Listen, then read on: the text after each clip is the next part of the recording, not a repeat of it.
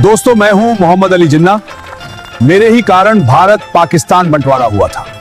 मैंने 75 करोड़ रुपए पाकिस्तान को दिलाए ताकि भाईचारा बना रहे।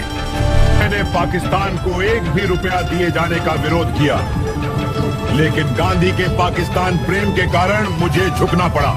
यह कहानी 1947 की उस तपती दोपहर से शुरू नहीं होती जब सीमा रेखा खींची गई थी, बल्कि इसकी जड़ें सदियों पीछे और हजारों मील दूर लंदन की उन गलियों में छिपी हैं, जहां एक नौजवान भारतीय अपनी पहचान तलाश रहा था। 25 दिसंबर 1876 को कराची के खारादर इलाके में एक बच्चे ने जन्म लिया। पिता जिन्ना भाई पूंजा एक संपन्न व्यापारी थे। उनका परिवार खोजा जाति से था, जिन्होंने सदियों पहले हिंदू धर्म से इस्लाम अपनाया था। उस बच्चे का नाम रखा गया मोहम्मद अली जिन्ना। जिन्ना बचपन से ही मेधावी थे और 1892 में वे वकालत की पढ़ाई करने लंदन चले गए। लंदन की आबोहवा ने जिन्ना को पूरी तरह बदल दिया। वे एक ऐसे अंग्रेज भद्र पुरुष बनकर लौटे जो नमाज से ज्यादा कानून की किताबों और सूट बूट की शान में यकीन रखते थे। लेकिन जब 1896 में वे भारत लौटे तो उनके पिता का कारोबार डूब चुका था। जिन्ना के पास न दौलत थी न पहचान, बस था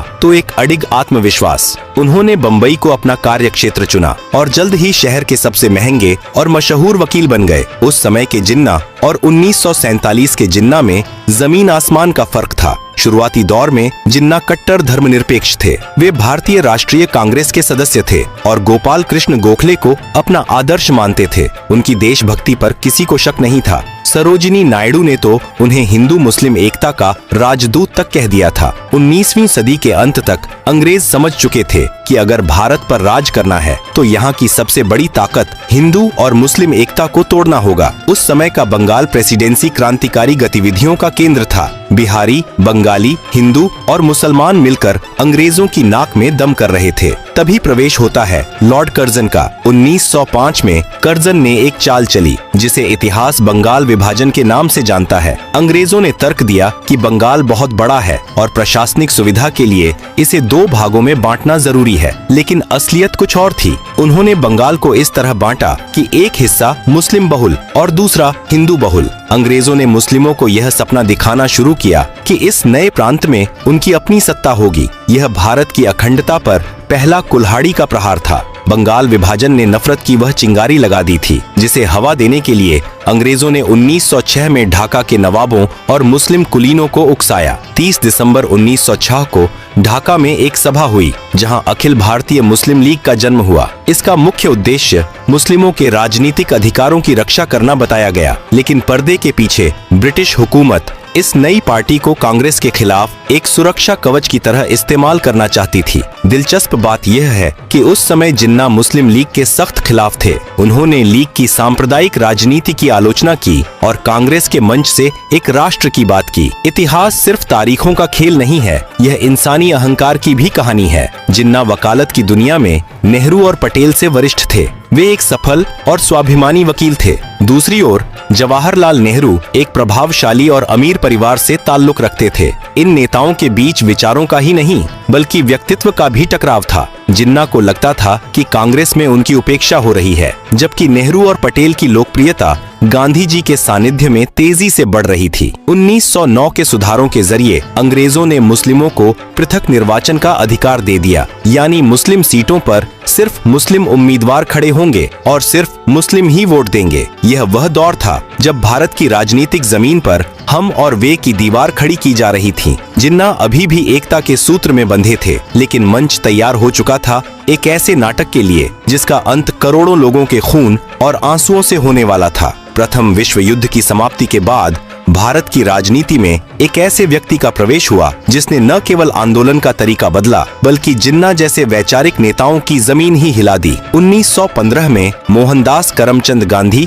दक्षिण अफ्रीका से भारत लौटे। जिन्ना और गांधी दोनों ही वकील थे, दोनों ही गुजराती पृष्ठभूमि से थे, लेकिन उनके काम करने का तरीका बिल्कुल अलग था। जिन्ना बैठक कक्ष की राजनीति, कानूनी दलीलों और संवैधानिक चर्चाओं के कायल थे, वहीं गांधी जी ने राजनीति को बैठक कक्ष से निकालकर धूल भरी सड़कों पर ला खड़ा किया। 1916 में जिन्ना ने अपनी राजनीतिक सूझबूझ से लखनऊ समझौता करवाया। यह वह समय था जब कांग्रेस और मुस्लिम लीग एक ही मेज पर बैठे थे। जिन्ना को लगने लगा था कि वे हिंदू मुस्लिम एकता के सबसे बड़े पुल बन चुके हैं। लेकिन 1920 का दौर आते आते स्थितियां बदल गईं। गांधी जी ने असहयोग आंदोलन और खिलाफत आंदोलन को मिलाकर एक जन सैलाब खड़ा कर दिया। जिन्ना इस धार्मिक भीड़ वाली राजनीति से बेहद डरे हुए थे। उन्हें लगता था कि सड़कों पर उतरी भीड़ लोकतंत्र के लिए नहीं बल्कि अराजकता के लिए है। इसी वैचारिक मतभेद के कारण 1920 में जिन्ना ने कांग्रेस से इस्तीफा दे दिया। यह भारतीय इतिहास का वह मोड़ था जहां से रास्ते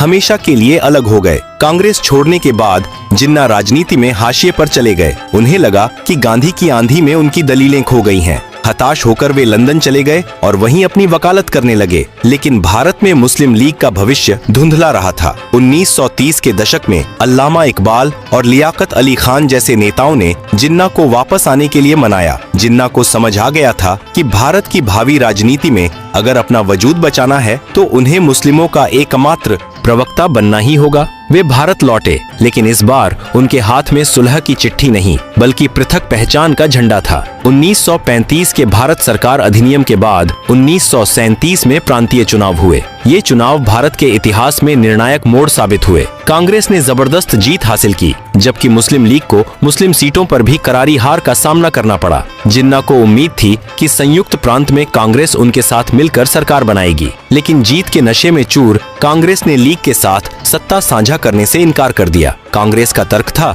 कि वे खुद ही मुस्लिमों का प्रतिनिधित्व करते हैं, इसलिए उन्हें लीग की जरूरत नहीं है। इस एक इनकार ने जिन्ना के मन में यह डर बैठा दिया कि आजाद भारत का मतलब हिंदू राज होगा, जहां मुस्लिमों की कोई सुनवाई नहीं होगी। 1937 की हार और कांग्रेस के व्यवहार ने जिन्ना को पूरी तरह बदल दिया। जो जिन्ना कभी शेरवानी पहनने से कतराते थे, अब वे कायदे आजम के रूप में उभरने लगे। उन्होंने एक खतरनाक विचारधारा तैयार करना शुरू किया। हिंदू और मुस्लिम केवल दो धर्म नहीं बल्कि दो अलग अलग सभ्यताएं हैं जो कभी एक साथ नहीं रह सकती। मार्च 1940 में मुस्लिम लीग के लाहौर अधिवेशन में पाकिस्तान प्रस्ताव पारित किया गया। जिन्ना ने अब स्पष्ट रूप से एक अलग देश की मांग रख दी थी। इसी दौरान सावरकर की हिंदू राष्ट्र की अवधारणा और अन्य संगठनों का उदय भी हो रहा था, जिसने जिन्ना के दावों को और खाद पानी दिया। अब लड़ाई केवल अंग्रेजों से आजादी की नहीं थी बल्कि इस बात की थी कि उस आजादी का मालिकाना हक किसके पास होगा। सत्ता की यह भूख और सुरक्षा का यह डर अब एक ऐसी आग में तब्दील होने वाला था जिसकी लपटों में पूरा उपमहाद्वीप झुलसने वाला था। द्वितीय विश्व युद्ध के बाद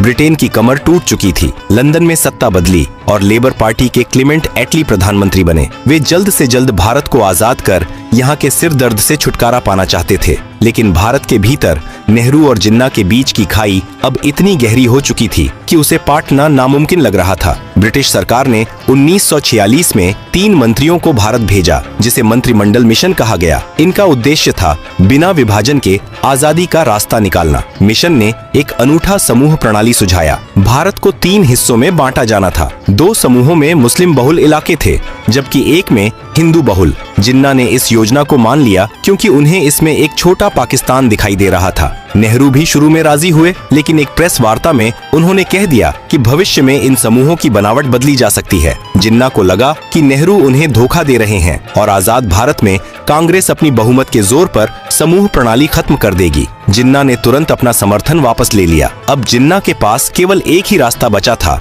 शक्ति का प्रदर्शन। 16 अगस्त 1946 यह भारतीय इतिहास का सबसे काला दिन था। जिन्ना ने प्रत्यक्ष कार्यवाही दिवस का आह्वान किया। उनका संदेश साफ था, अगर संवैधानिक तरीके से पाकिस्तान नहीं मिला तो हम इसे लड़कर लेंगे। बंगाल में उस समय मुस्लिम लीग की सरकार थी और हुसैन शहीद सुहरावर्दी मुख्यमंत्री थे। उस दिन पुलिस को छुट्टी पर भेज दिया गया और दंगाइयों को खुली छूट दी गई। कोलकाता की सड़कों पर वह हुआ जिसे सोचकर आज भी रूह कांप जाती है। अगले 72 घंटों में 5000 से ज्यादा लोग मारे गए। यह हिंसा नोआखाली और फिर पूरे बिहार और पंजाब में फैल गई। लाशों से लदी ट्रेनें और जलते हुए गांव इस बात की गवाही दे रहे थे कि अब साथ रहना संभव नहीं है। दंगों के बीच अंग्रेजों ने एक अंतरिम सरकार बनाई जिसमें नेहरू प्रधानमंत्री और लियाकत अली खान वित्त मंत्री बने। यह सरकार नहीं बल्कि एक युद्ध क्षेत्र था। लियाकत अली खान ने वित्त मंत्री के रूप में नेहरू के हर फैसले में अड़ंगा लगाना शुरू किया। वे फाइलों को रोक देते थे और कांग्रेस के मंत्रियों को सहायक तक भर्ती करने के लिए लीग की अनुमति लेनी पड़ती थी। सरदार पटेल जो अब तक विभाजन के सख्त खिलाफ थे, इस प्रशासनिक घुटन और सड़कों पर हो रहे नरसंहार से टूट गए। उन्होंने महसूस किया कि अगर हमने आज विभाजन स्वीकार नहीं किया तो पूरा भारत छोटे छोटे टुकड़ों में बंट जाएगा और हर दफ्तर में गृह युद्ध होगा। इतिहास अक्सर पूछता है कि गांधी, नेहरू और पटेल ने विभाजन क्यों माना। सच यह है कि 1946 के दंगों ने उन्हें यह एहसास करा दिया था कि जिन्ना अब पीछे नहीं हटेंगे। पटेल ने कहा था, अगर एक अंग में सड़न हो जाए तो पूरे शरीर को बचाने के लिए उस अंग को काटना ही पड़ता है। गांधी जी शुरू में इसके खिलाफ थे। उन्होंने कहा था कि विभाजन मेरी लाश पर होगा, लेकिन अंततः उन्हें भी अपने शिष्यों की विवशता और देश को जलते देख मौन स्वीकृति देनी पड़ी। अब तक यह तय हो चुका था कि भारत बंटेगा। सवाल बस यह था कि लकीर कहां खींची जाएगी और वह लकीर कितनी गहरी होगी। मार्च 1947 में भारत के अंतिम वायसराय बनकर लॉर्ड माउंटबेटन दिल्ली पहुंचे। वे अपने साथ एक बहुत ही कठिन कार्य लेकर आए थे, ब्रिटिश शासन का अंत और सत्ता का हस्तांतरण। माउंटबेटन ने आते ही समझ लिया कि देश की नसों में सांप्रदायिकता का जहर इतनी तेजी से फैल रहा है कि अगर जल्द ही उपचार नहीं किया गया तो पूरा भारत एक लावारिस लाश बन जाएगा। मूल रूप से अंग्रेजों ने भारत छोड़ने की तारीख जून 1948 तय की थी, लेकिन माउंटबेटन ने इसे 10 महीने पहले खिसकाकर 15 अगस्त 1947 कर दिया। माउंटबेटन को डर था कि अगर वे रुके तो दंगों की आग ब्रिटिश सैनिकों को भी अपनी चपेट में ले लेगी। तभी प्रवेश होता है सिरिल रेडक्लिफ की, जो एक ब्रिटिश वकील थे और जिन्हें इससे पहले कभी भारत आने का अनुभव नहीं था। उन्हें केवल 5 हफ्ते का समय दिया गया ताकि वे दुनिया के सबसे जटिल भूगोल पर एक लकीर खींच सकें। रेडक्लिफ ने बंद कमरों में पुराने नक्शों और जनगणना के आंकड़ों के आधार पर कलम चलाई। उन्होंने यह भी नहीं देखा कि उनकी खींची लकीर किसी का आंगन 2 हिस्सों में बांट रही है या किसी के खेत को दूसरे देश में डाल रही है। पंजाब और बंगाल,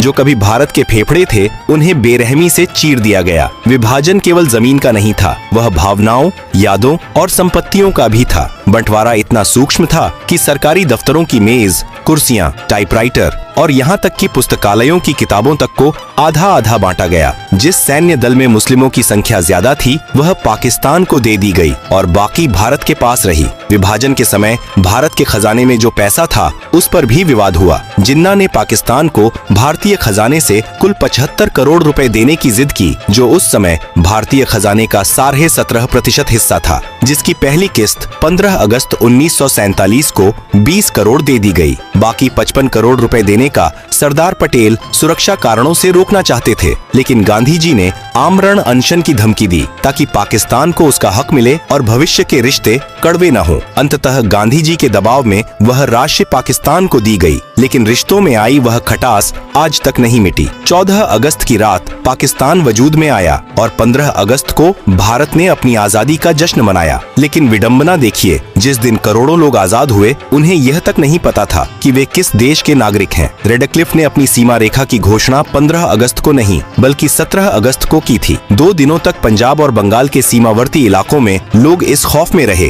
कि उनका घर लकीर के इस पार है या उस पार। जब लकीर खींची तो वह किसी घाव की तरह थी। रातों रात दोस्त दुश्मन बन गए। जो पड़ोसी कल तक एक दूसरे के सुख दुख के साथी थे, वे अब एक दूसरे के खून के प्यासे हो गए। विभाजन के बाद जो मंजर देखा गया वह मानवीय इतिहास की सबसे बड़ी त्रासदी थी। लगभग 1.5 करोड़ लोगों को अपना घर, अपनी जड़ें और अपनी पहचान छोड़कर भागना पड़ा। सड़कों पर मीलों लंबी कतारें थीं, हाथों में थोड़ा सा सामान और आंखों में अनजाना डर। सबसे खौफनाक मंजर था उन शरणार्थी ट्रेनों का। ट्रेनें जब स्टेशन पर रुकती थीं, तो वे यात्रियों से नहीं बल्कि लाशों से भरी होती थीं। डिब्बों पर खून से लिखा होता था, पाकिस्तान भारत को तोहफा। महिलाओं के साथ जो बर्बरता हुई वह शब्दों में बयान करना असंभव है। लगभग 10 से 20 लाख लोग इस नफरत की भेंट चढ़ गए। किसी ने अपना बेटा खोया, किसी ने माँ, तो किसी ने अपनी पूरी विरासत। जिन्ना ने वह पाकिस्तान तो पा लिया जिसके लिए उन्होंने अपनी पूरी राजनीतिक पूंजी लगा दी थी, लेकिन नियति ने उनके पास समय नहीं छोड़ा। जिन्ना को लंबे समय से राज्यक्षमा थी जिसे उन्होंने छिपा कर रखा था। उन्हें डर था कि अगर कांग्रेस या अंग्रेजों को उनकी बीमारी का पता चल गया तो वे पाकिस्तान बनने का इंतजार करेंगे और उनकी मृत्यु के बाद योजना ठंडे बस्ते में चली जाएगी। विभाजन के महज 1 साल बाद 11 सितंबर 1948 को जिन्ना की मृत्यु हो गई। जिस देश को उन्होंने 2 राष्ट्रों के सिद्धांत पर बनाया था वह उनके जाने के बाद ही अस्थिरता और संघर्षों के भंवर में फंस गया। उनके बाद के नेतृत्व ने उस धर्मनिरपेक्ष पाकिस्तान की छवि को पूरी तरह मिटा दिया, जिसकी बात जिन्ना ने अपने शुरुआती भाषणों में की थी। आज 77 साल बीत चुके हैं, लेकिन 1947 का वह घाव आज भी हरा है। नेहरू और पटेल की विवशता, जिन्ना की जिद्द और अंग्रेजों की चालाकी ने मिलकर एक ऐसा नक्शा तैयार किया जिसने न केवल जमीन को बांटा बल्कि दिलों के बीच भी कंटीली तारें खींच दी। विभाजन केवल एक राजनीतिक फैसला नहीं था, बल्कि एक प्रशासनिक और मानवीय विफलता थी, एक ऐसी जल्दबाजी जिसने करोड़ों लोगों को शरणार्थी बना दिया। आज जब हम आजादी की खुशियां मनाते हैं तो हमें उन गुमनाम चीखों को भी याद रखना चाहिए जिन्होंने उस आजादी की बहुत भारी कीमत चुकाई थी। विभाजन का इतिहास हमें सिखाता है कि जब राजनीति धर्म और अहंकार के चश्मे से देखी जाती है तो नक्शे तो बन जाते हैं, लेकिन इंसानियत हार जाती है। आज के लिए बस इतना ही, मिलते हैं बहुत जल्द। जय हिंद, जय भारत।